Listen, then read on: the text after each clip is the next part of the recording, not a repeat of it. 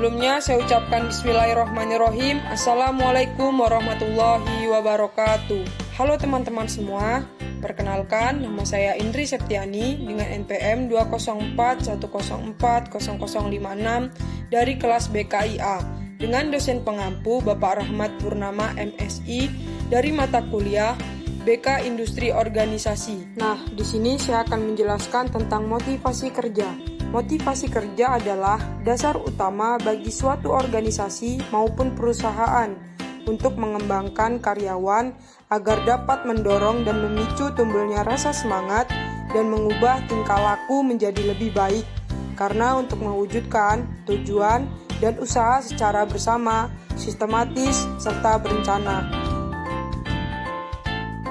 Nah, selanjutnya teman-teman, di sini ada teori motivasi kerja. Nah, teori motivasi kerja ini dikembangkan oleh ahli psikologi yang bernama Maslow, yang bisa disebut dengan teori hierarki kebutuhan.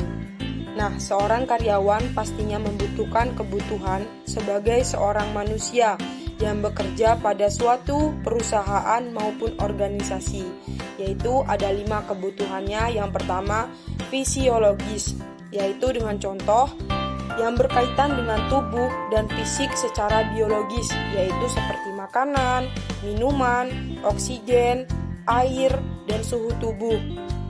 Nah, yang kedua ada keamanan. Nah, di sini seorang karyawan butuh keamanan saat bekerja agar dapat terhindar dari kecelakaan kerja di perusahaan. Nah, yang ketiga selanjutnya cinta dan kasih sayang. Nah, seorang karyawan di sini juga butuh saling dihargai, dihormati, diterima oleh rekan-rekan kerjanya di perusahaan ataupun organisasi. Selanjutnya ada harga diri. Nah, harga diri seorang karyawan di sini juga butuh dihargai dan dihormati oleh seorang pemimpin dan kawan rekan kerjanya di perusahaan ataupun organisasi.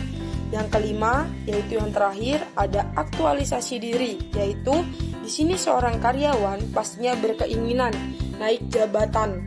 Maka, seorang karyawan harus lebih giat kerja dan bekerja lebih sungguh-sungguh untuk mencapai tujuan.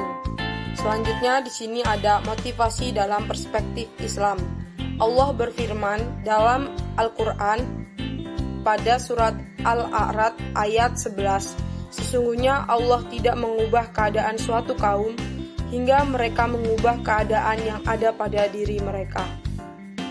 Nah, selanjutnya ada motivasi hidup.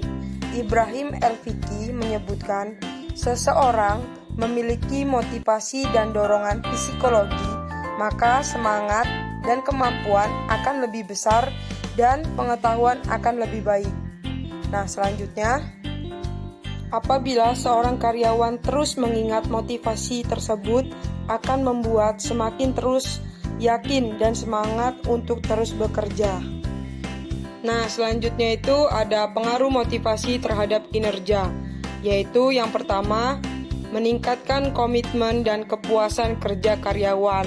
Seperti contoh, karyawan yang termotivasi bukan hanya membuat kinerjanya meningkat, tetapi juga meningkatkan komitmen terhadap pekerjaannya. Yang kedua, motivasi bisa menular. Ketika seorang karyawan melihat rekan kerja termotivasi dan bersemangat mengerjakan suatu pekerjaan, maka seorang karyawan akan menggugah untuk melakukan hal yang serupa. Mungkin hanya sekian video pembelajaran yang dapat saya berikan. Semoga dapat bermanfaat untuk rekan-rekan semua. Kurang lebihnya saya mohon maaf dan kepada Allah saya mohon ampun. Saya akhiri. Wassalamualaikum warahmatullahi wabarakatuh. Terima kasih.